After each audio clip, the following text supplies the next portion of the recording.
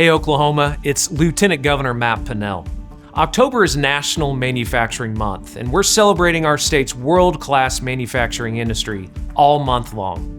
Manufacturing is a cornerstone of Oklahoma's economy, providing thousands of jobs and driving innovation across the state. It plays a vital role in supporting local communities by offering stable, well-paying careers in industries ranging from aerospace and energy to food processing and automotive. For Oklahomans, manufacturing not only brings economic benefits, but also strengthens the state's infrastructure by producing critical goods and materials used in everyday life. The over 3,250 manufacturers across Oklahoma supports over 130,000 local jobs and contributes $20 billion in value added to our economy.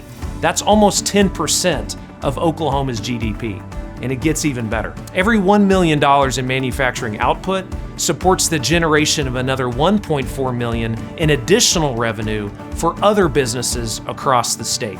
That's a higher multiplier than any other sector in Oklahoma.